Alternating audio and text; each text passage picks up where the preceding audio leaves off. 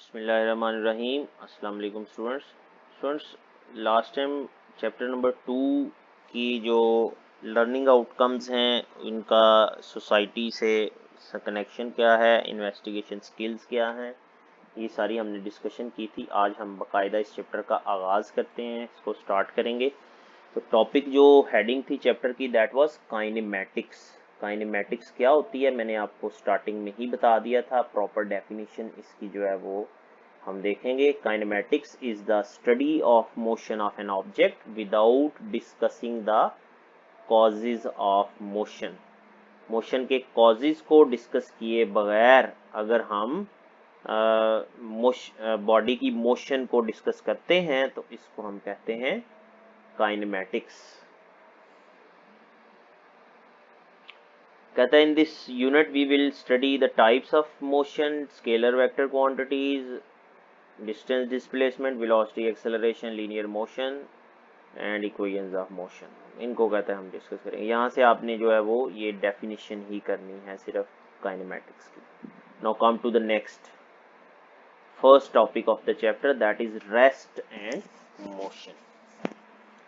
Rest क्या होता है? अगर हम अपनी डेली लाइफ में देखें तो रेस्ट का मतलब होता है आराम करना, और मोशन का मतलब क्या होता है? मूव करना। लेकिन फिजिक्स की लैंग्वेज में रेस्ट और मोशन जो है ये बड़ी इंपॉर्टेंट टर्म्स हैं बॉडी की, जब हम जो है वो मूवमेंट को डिस्कस कर रहे हैं। रेस्ट का मतलब क्या है?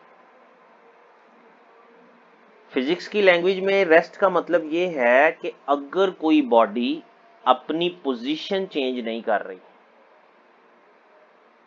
अपनी सराउंडिंग्स के हिसाब से, with respect to its surroundings, तो हम कहते हैं बॉडी रेस्ट में। मिसाल के तौर पे एक कमरे में कुछ बच्चे बैठे हैं, जो क्लासरूम है just suppose, and they are sitting on their seats and they are listening lecture from the teacher.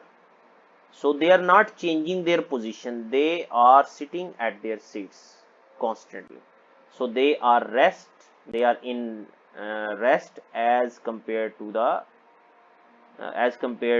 each other, as compared to the teacher, with respect to teacher. Teacher के हिसाब से वो रेस्ट में है क्योंकि वो अपनी पोजीशन को चेंज नहीं कर रहे। अब इसी बात को अगर हम जो है वो इस तरह से ले लें कि स्टूडेंट्स जो है वो बस में बैठे हैं। अब बस में बैठे हुए स्टूडेंट्स जो है वो बस के बाहर जो लोग खड़े हैं उनके हिसाब से, अगर बस चल रही है, मूव कर रही है बस, तो they are changing their position with respect to the surrounding, so they are in the motion में। ठीक है जी। लेकिन यहाँ पे समझने वाली बात यह है कि वही स्टूडेंट्स आपस में एक दूसरे के हिसाब से मोशन में नहीं है। मतलब बस में बैठे हुए जितने भी लोग हैं वो एक दूसरे के हिसाब से अपनी पोजीशन को चेंज नहीं कर रहे। तो बस में बैठे सारे लोग एक दूसरे के हिसाब से रेस्ट में, लेकिन बाहर खड़े लोगों और बाहर जो चीजें हैं, बस से बाहर जो चीजें हैं, उनके हिसाब से मोशन में। इसका मतलब क्या हुआ कि मोशन और रेस्ट जो है दे आर रिलेटिव स्टेट्स।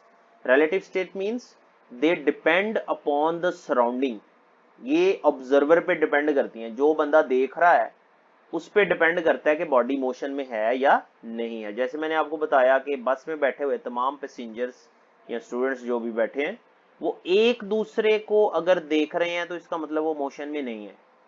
अगर वो बाहर वाली चीजों को देखेंगे तो उसके हिसाब से उनकी पोजीशन मसलसल चेंज हो रही, so they will be in motion.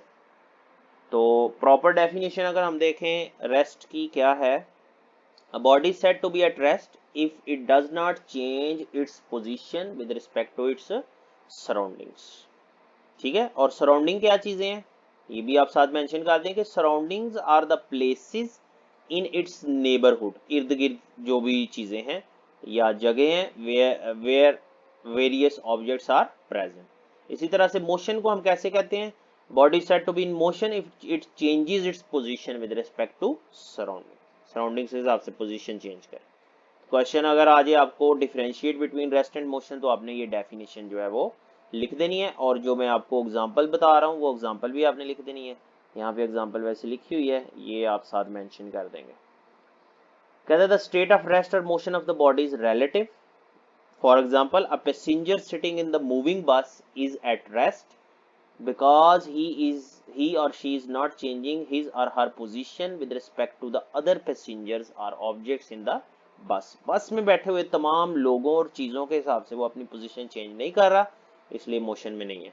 But to an observer outside the bus, लेकिन वो ऑब्जर्वर जो बस से बाहर है उसके हिसाब से the passengers are and the objects in the inside the bus are in motion, वो मोशन में.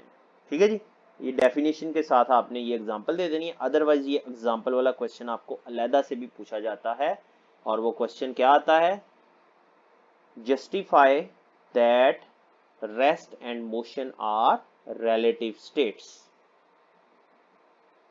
Justify that rest and motion are relative states. ठीक है जी, ये आपने क्वेश्चन जो है वो लर्न करने हैं. इंशाल्लाह नेक्स्ट टॉपिक में हम टाइप्स ऑफ मोशन को डिस्कस करेंगे. मोशन की डिफरेंट टाइप्स आपने इस टॉपिक की रीडिंग कर लेनी है ताकि आपको इसकी जो है वो अच्छे तरीके से समझ आ जाए. टिल देन, अल्लाह हाफिज.